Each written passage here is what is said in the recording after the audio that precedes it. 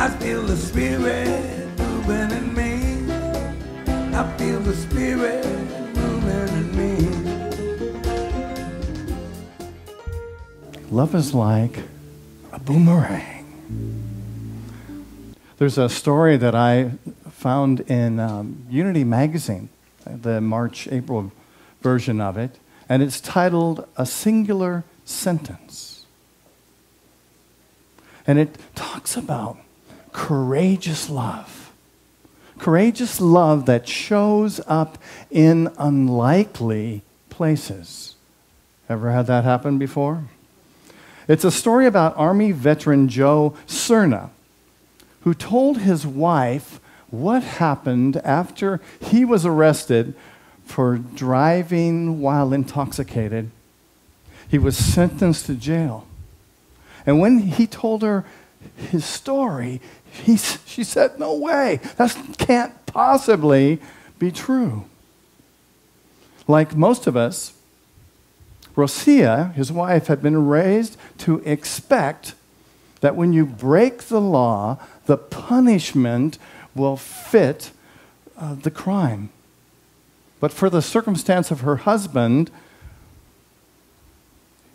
she believed he received a punishment way beyond belief.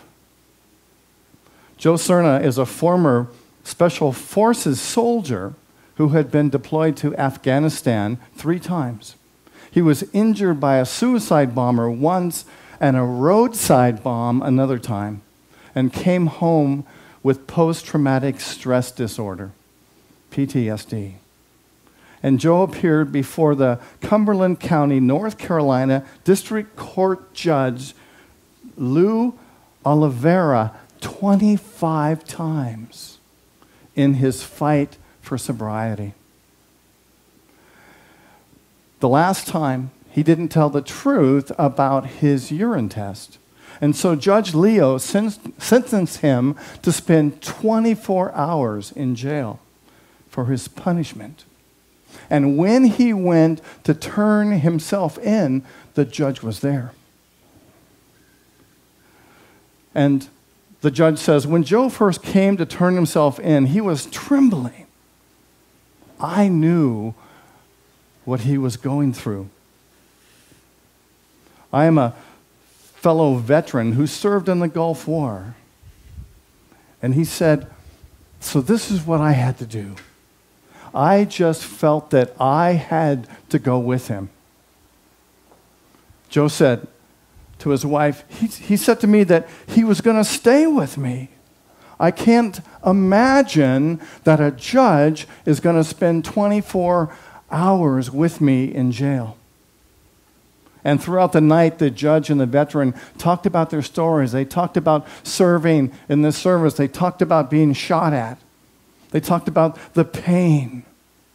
And they talked about how the inmate could turn around the downward spiral in his life. Judge Leo remembers our dreams for us and our families and the road that took us there. We talked about these things in depth. Joe said, I can't even put into words how I feel about him. I look at him as if he's a father. I've seen a lot of things, but this is by far the most compassionate thing I've ever seen anyone give to anybody else. I will never let him down again. You know, from a practical point of view, this is just a story about somebody who was arrested for driving under the influence and about a judge. But it's more than that. It's about compassion. It's about a judge who stepped down off of the bench, took off his robe, and became a real person and related to this offender in a human and loving way. It's about a judge who went way beyond what is necessary to reach out and share love.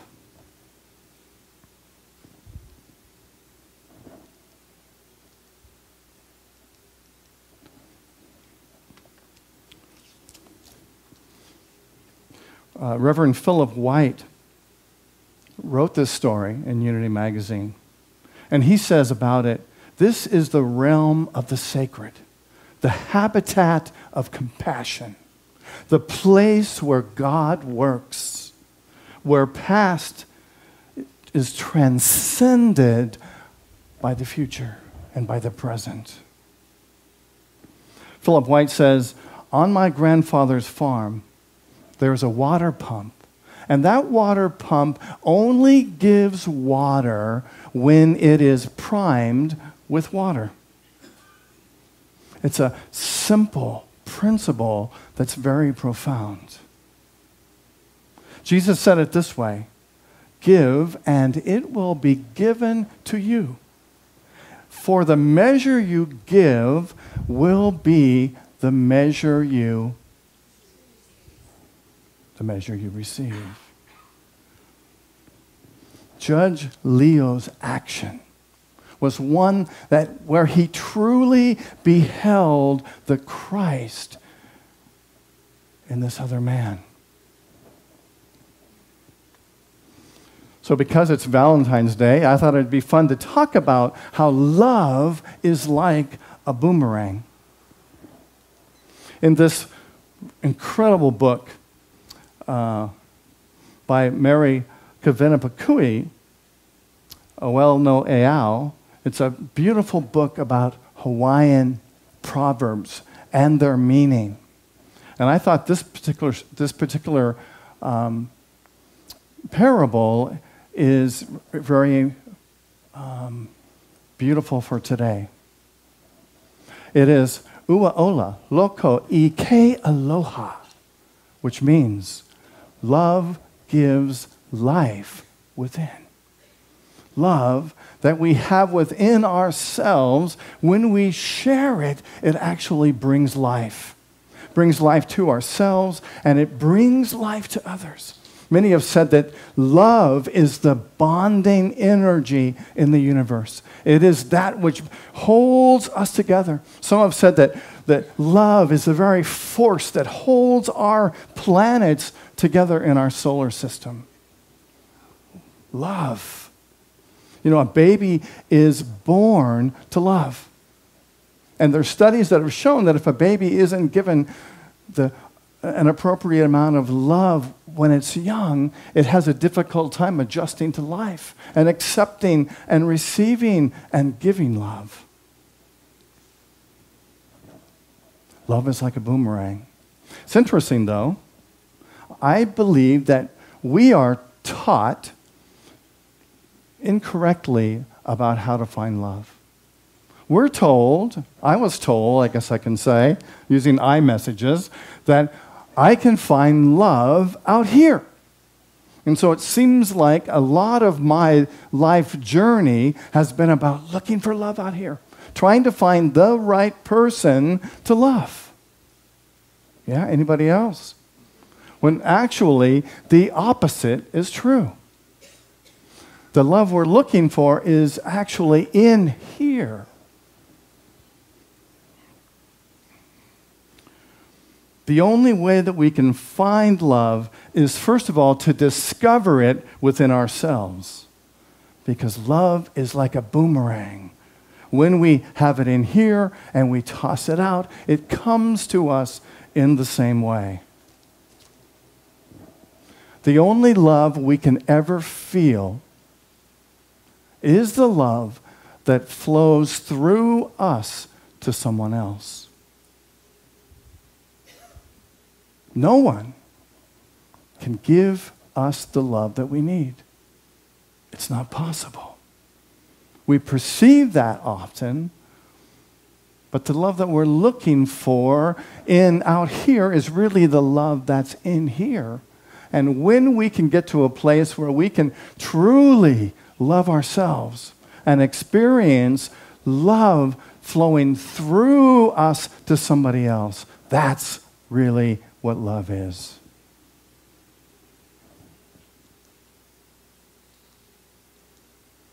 When I worked for Lipton Tea, which I did for 12 years, my sales force was very tight.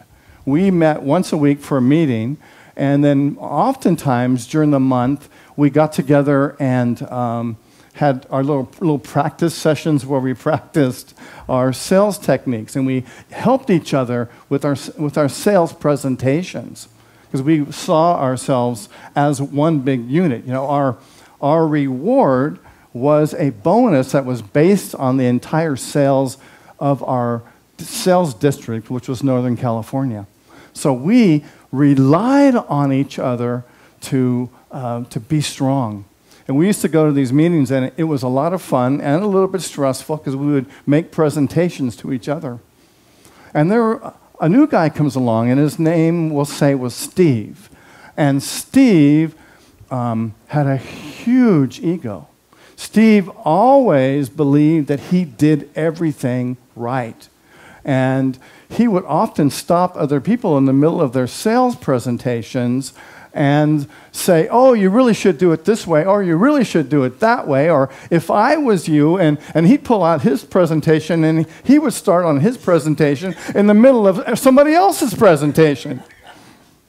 And it was our policy always to go out and celebrate after a meeting. And Steve would go with us, and he would kind of often sit kind of awkwardly with us. And it was kind of interesting, because what started to happen was we began to not pay so much attention to him. And eventually he stopped coming to our sales meetings. And for about 3 months, we only saw him. We see him at the meetings because that was mandatory. But at our little get-together manifestation practice sessions, he wouldn't come. Until one day, when he came to our meeting and then our social time afterwards, and something was totally different. And I saw him afterward. Well, he was totally engaged. He was totally present. He was totally asking good questions and giving good feedback. And it was like something was different. And I went out to lunch with him afterwards and asked him what happened. And he said, I reflected on what I saw happening to me. And I reflected on the fact that I didn't feel part of the group like I wanted to be. And so I looked at myself and I realized I didn't really love myself. So I couldn't be present.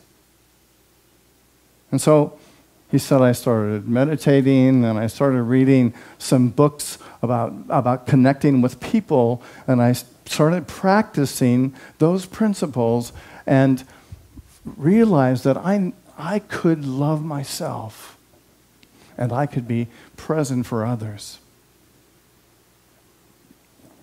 And he stopped being so self-focused. He was truly part of the group, part of the experience of love, and part of the team again. So how can we do that? Well, here's when you work for Lipton Tea or in sales, you have all kinds of pictures like this of shelf. A lot of the work that we did in sales was to get the product in a good placement on the shelf. And this is a good placement. Because I did it. I must have sent you the wrong slides, Gary, because these are all the wrong slides. Yes, so we get to, let's do something different here. All right.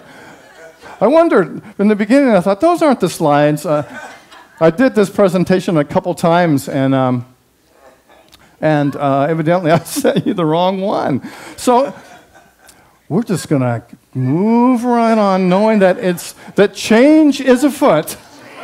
It's like a boomerang. It's a boomerang. Okay, so how can we don't go into meditation yet. How can we put these practices in place?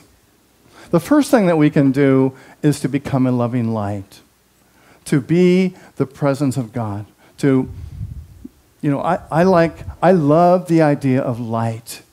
And Jacob talked a lot about it last week, because light is an energy, yes? And when we focus on being the light, we can't do anything else.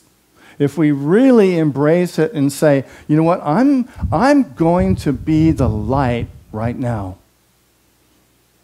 And we go into a situation being that light, we will experience that.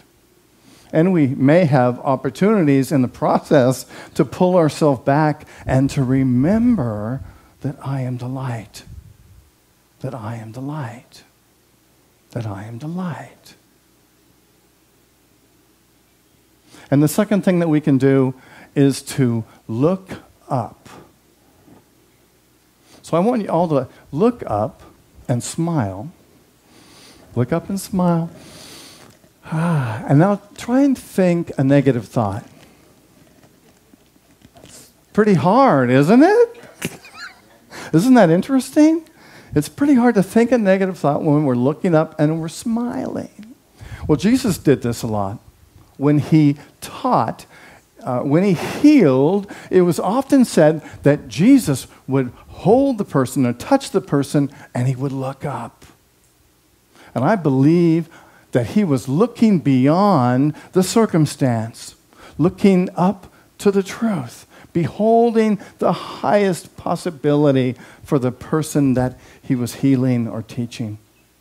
He also used this principle when he was, remember when he was feeding the 5,000, and they had what and what? 5 loaves and 5 fish and 5,000 people to feed, right?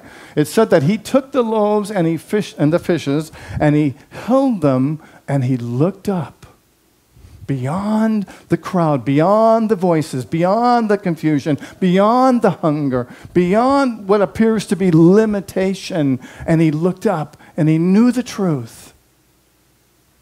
And they passed the bread and the fish around, and there was plenty for everybody. So the idea is to look up and affirm that God is active in every situation. Y'all remember Leo Biscala? I'm not sure I'm pronouncing his name right, but he's written a lot of books about love. What you may or may not know about him was that when he was in elementary school, they thought he was retarded, right? Because he didn't speak good English. He didn't know American fairy tales. And so his teachers thought that there was something wrong with him. And so they put him in a classroom for retarded children. And it wasn't until one of his teachers, Miss Ross, who worked with him and tutored him, realized there's nothing lacking in this man or in this boy. He's going to become Leo Biscala, for God's sakes. But he is totally able to do all of the work. And so what she did was to act in love. And she became his advocate and got him put back into a regular classroom. And that may have been part of what changed his life, because she loved him so much.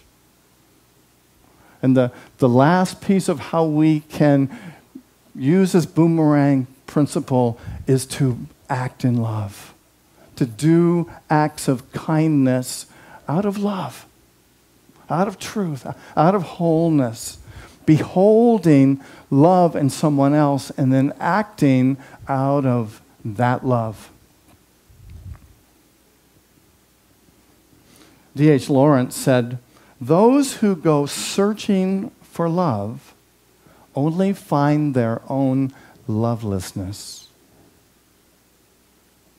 But the loveless never find love. Only the loving find love, and they never have to search for it because it's right here all the time."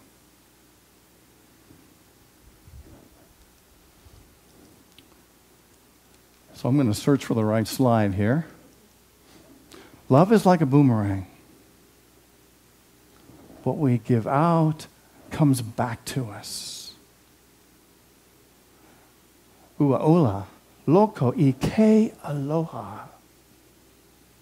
Love gives life within. And that love, that desire, that truth desires to express itself as you. Because that is the presence of God desiring to express itself in you, as you, and all you do. I am a boomerang of love. I give love everywhere I go. And I receive love everywhere I am. Let's say that together. I am a boomerang of love. I give love everywhere I go. And I receive love everywhere I am. I invite you to close your eyes. And take a deep breath.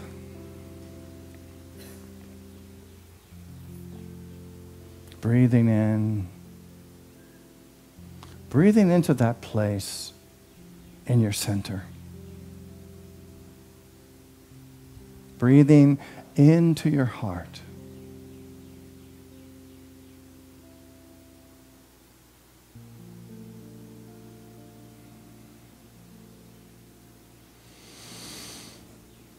And take a full breath.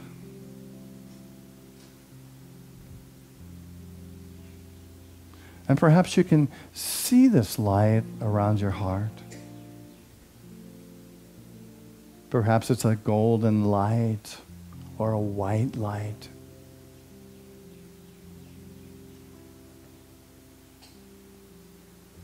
Breathing in. Breathing out.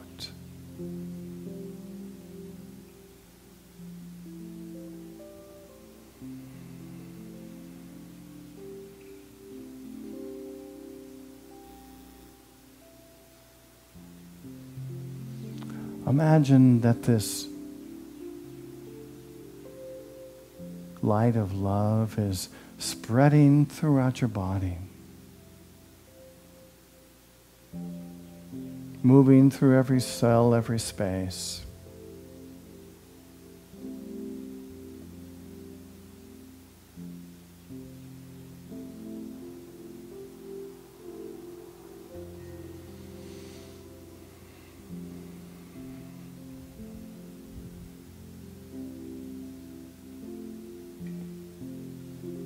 See this love moving through your mind. The mind that is your body. That is your heart.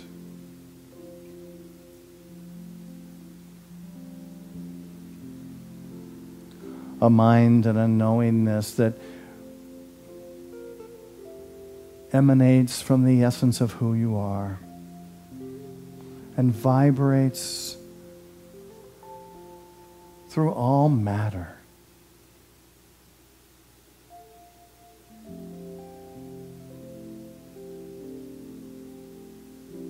And see it even reaching beyond the boundaries of your flesh.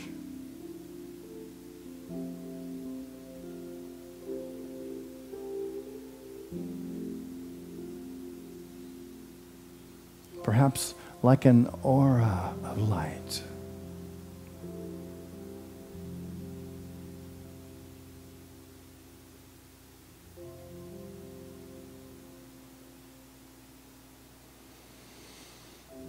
Breathing in and breathing out.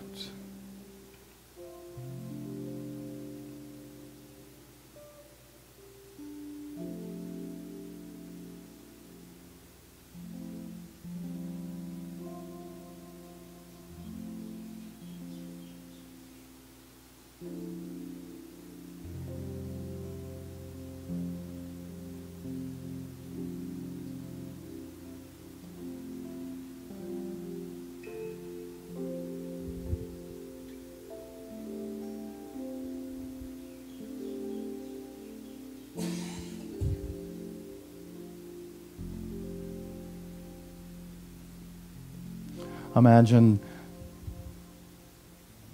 that this light has the ability to go back into your past.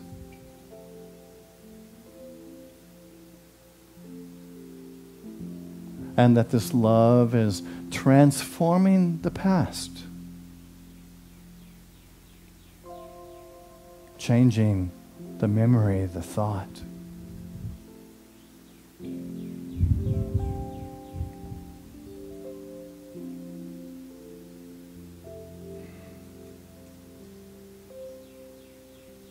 Imagine that this light is transforming you right now.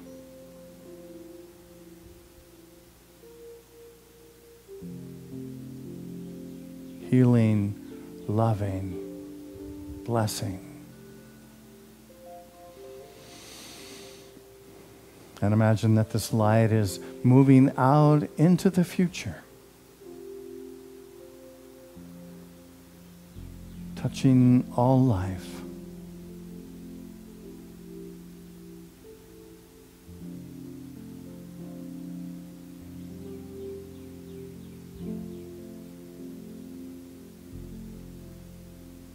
Thank you, loving Source.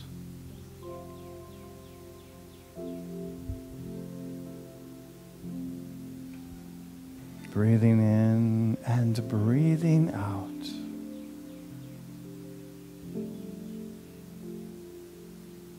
Let us bring our awareness back to this moment. To be present to the power of love. Rumi wrote, "The minute I heard my first love story, I started looking for you, not knowing how blind that was. Lovers don't finally meet somewhere. They're in each other all along."